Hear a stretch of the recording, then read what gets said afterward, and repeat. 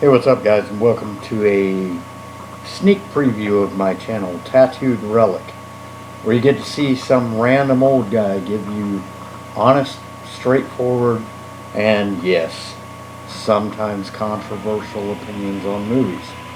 And this is going to be one of those occasions, by the way. But before we go into all that, I just want to say, if you like what you see here and you want to see more, I want you to do 4 things for me. Hit the subscribe button down below, hit the like button, leave me a comment down below, and by all means, share this video. I am just getting this channel off the ground, and word of mouth is everything. Alright? So, and apologies in advance, yes, I'm going very low tech here. I'm just shooting straight off of my laptop webcam. No bells and whistles or anything.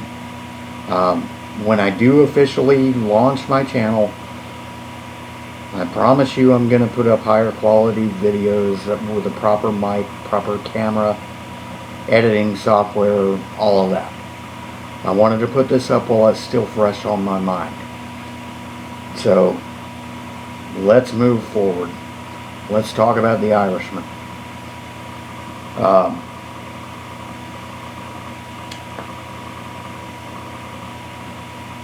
This was a really good film. I watched it last Friday night when it premiered on Netflix. I didn't know anything about the movie going in. I made a point of not reading any advance press releases. I didn't watch any trailers. I did that deliberately. I mean, you know, I was aware of the film. I knew who was in the film and all of that. I mean, how can you not know?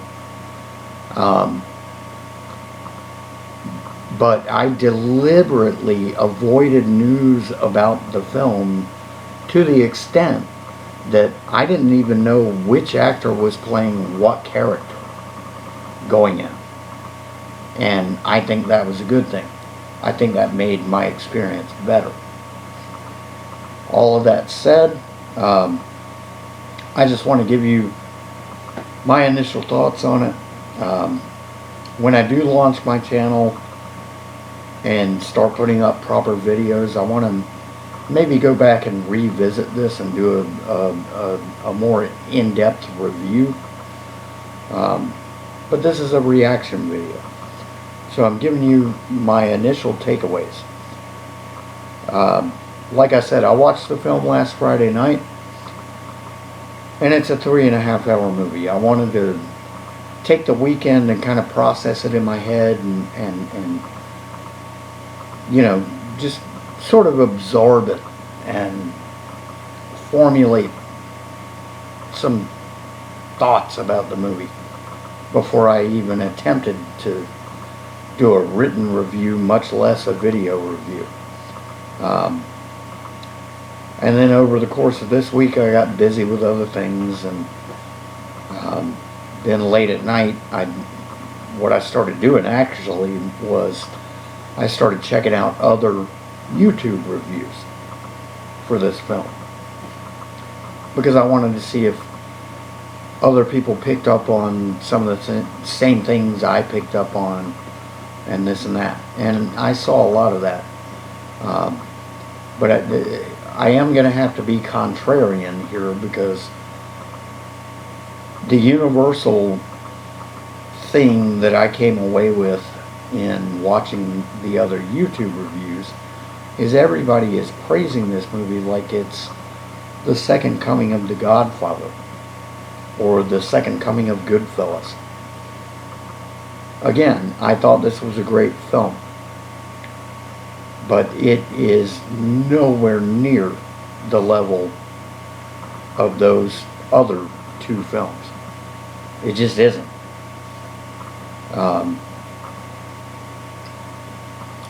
And there's a lot of reasons for that, and we'll get to that in a minute. So I'm trying to keep this video short. I did really enjoy the movie. I thought the acting performances were outstanding across the board. Um, but I did have some problems with it. And one thing I want to say before I'm just going to move on to the negatives. But one thing I want to say before that is one negative that I have seen in a lot of YouTube reviews for this film. I've seen a lot of people complaining about the pacing. And I don't agree with that. This is a long movie. It's, you know, it's not an easy watch. A 3.5 hour long movie is not going to be an easy watch. But given its length, I think this movie is actually pretty well paced. Both times that I watched it, I sat through the whole thing in one sitting, and it didn't bother me. And that says a lot. I mean, you know, even tonight, I watched the movie again tonight before doing this video. And even though I had already seen the movie, I still had no problem sitting through the whole thing in one sitting. I think that says a lot about the strength of the cast, the strength of the story, the strength of the director, the editing. My God, the editing of this movie is phenomenal. Everybody's talking about, you know,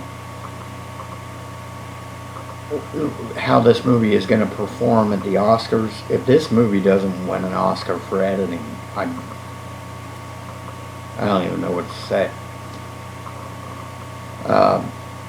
Anyway, all of that said, I'm going to move on to my negatives because I don't want this to be an hour-long video. But I'm about to lose my voice, so give me 1 second.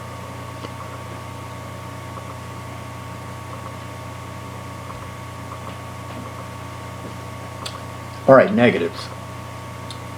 The de-aging thing. Honestly, that didn't really bother me all that much. Yes, it was noticeable.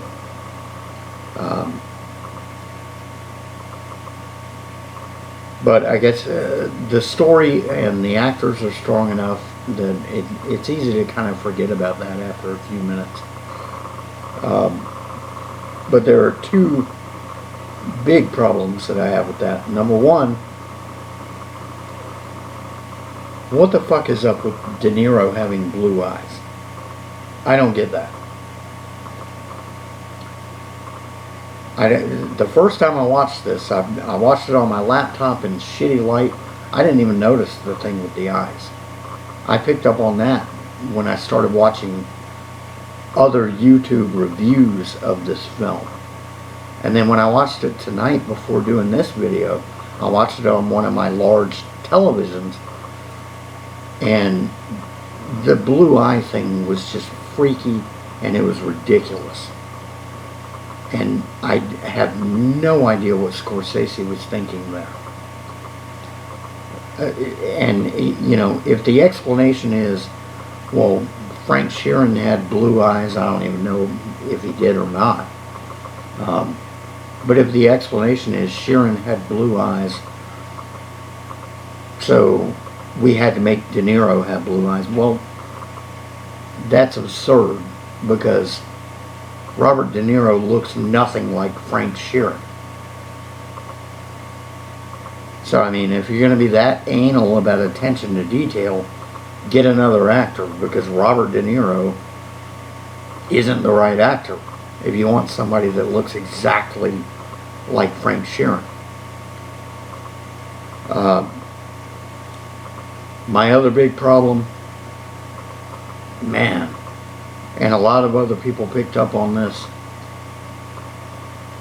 the scene where De Niro takes his little girl to the store and he beats up the shopkeeper because the shopkeeper yelled at his daughter.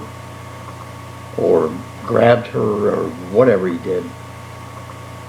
That was pathetic.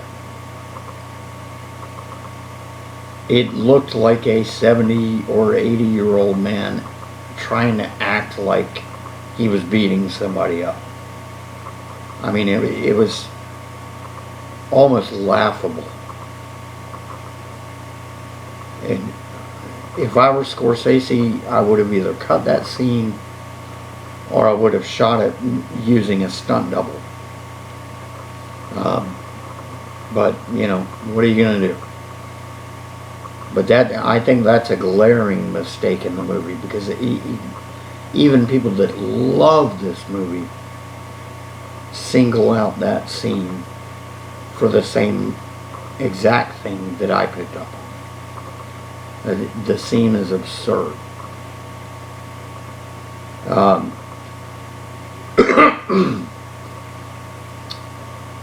Moving on from there, let's just talk about the acting. De Niro. I think De Niro did a great job. He's Robert De Niro. He's a great actor.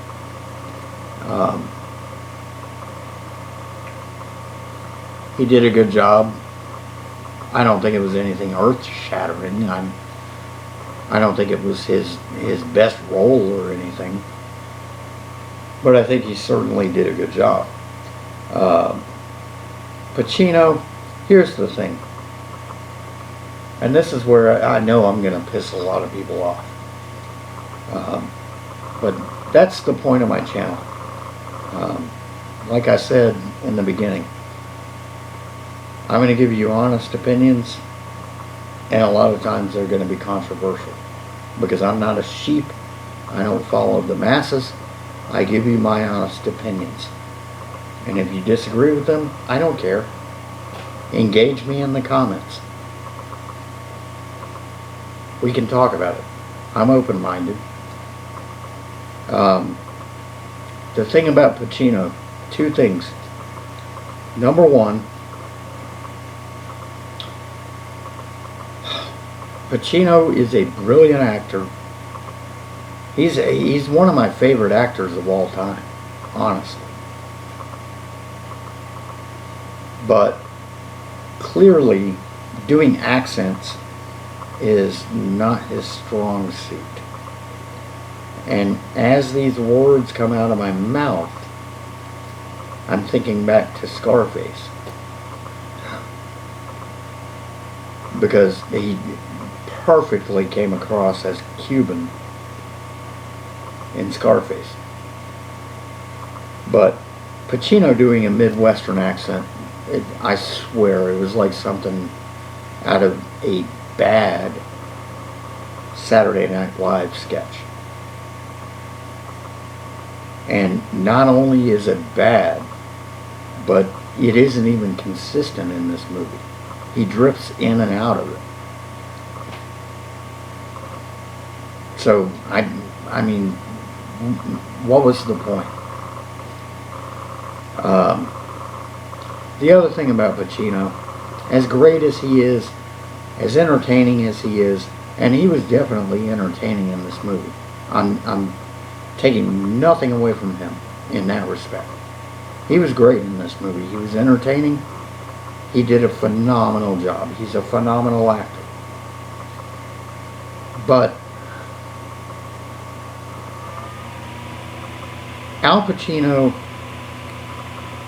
in 91, 92, whenever it was, played, if I remember the character's name correctly, Colonel Frank Slade in Scent of a Woman.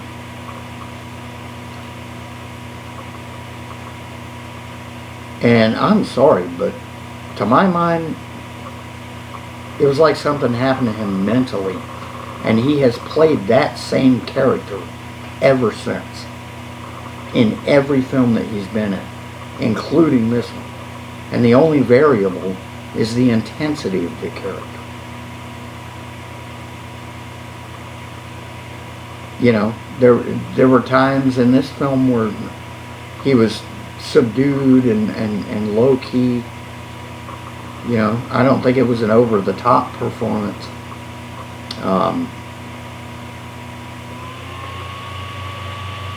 But it's the same damn character that I've been seeing since Scent of a Woman. The standout to me in this movie, as far as acting goes, is Joe Pesci. Because Joe Pesci, whether it be comedy, gangster films, whatever, Joe Pesci has made a career out of being known for his explosive energy and just his frenetic energy on camera,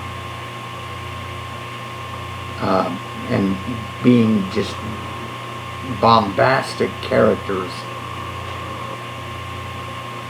And he was the exact opposite in this film, and I thought it was brilliant.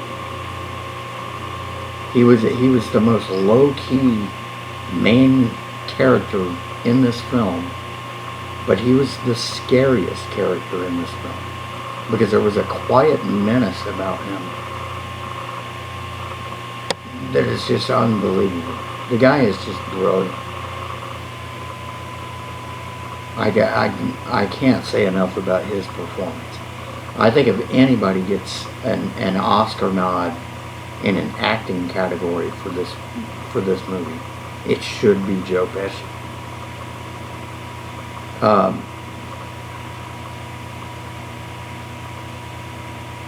Editing, I already talked about the editing. The editing is phenomenal. Like I said, I want to keep this short, so I'm going to wrap it up with some final thoughts. And here's my my biggest problem with the film. Not my biggest problem, but here's my trip into the fantasy world. If I'm Martin Scorsese and I'm making this film, I'm going to shuffle the cast around and I'm going to tweak the script.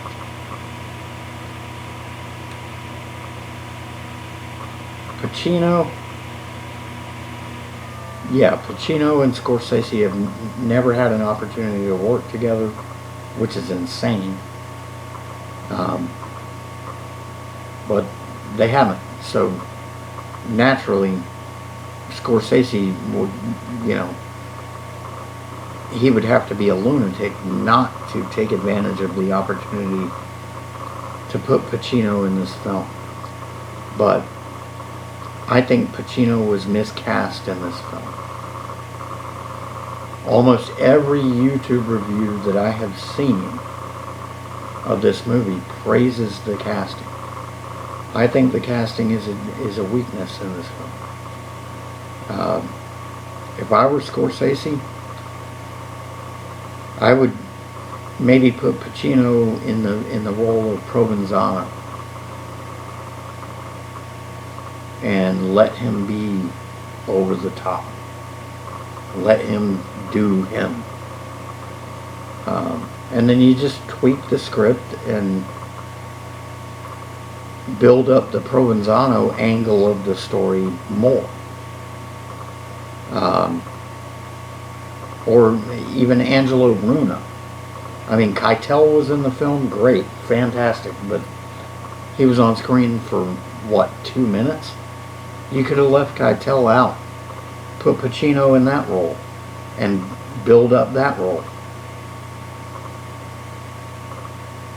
And find somebody to play Hoffa who looks like Hoffa. Maybe even somebody who's actually from the Midwest, so they're not faking the accent. Have that person play Hoffa. Or with all the de-aging shit, it would be awesome if Scorsese had a time machine on hand and could have gotten Jack Nicholson from the film Hoffa to play Hoffa in this movie. I think it would have been a much better movie.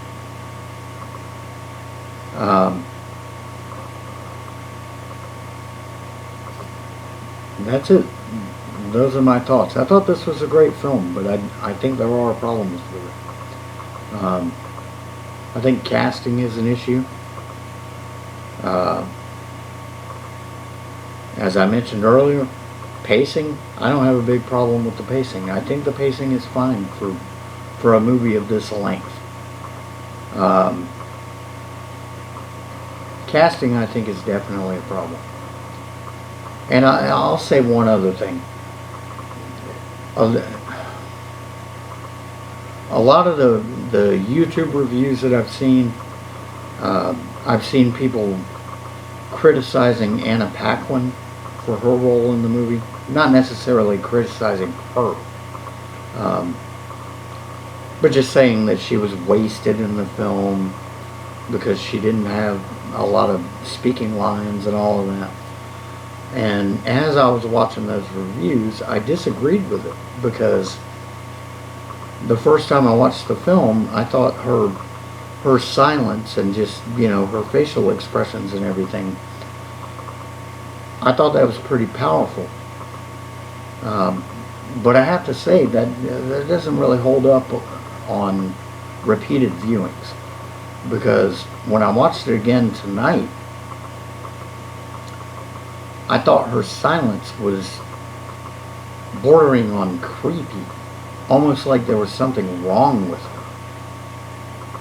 I didn't notice that the first time I watched the movie, but on the second watch, yeah. The scene that comes to mind is after when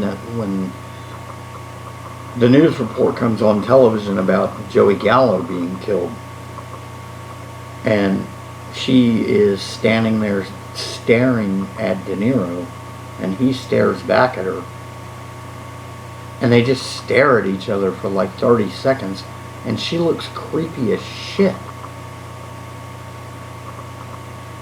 I don't know. It worked the first time around. On repeated viewings, it's a little weird. That's all I'll say about that. Anyway, like I said,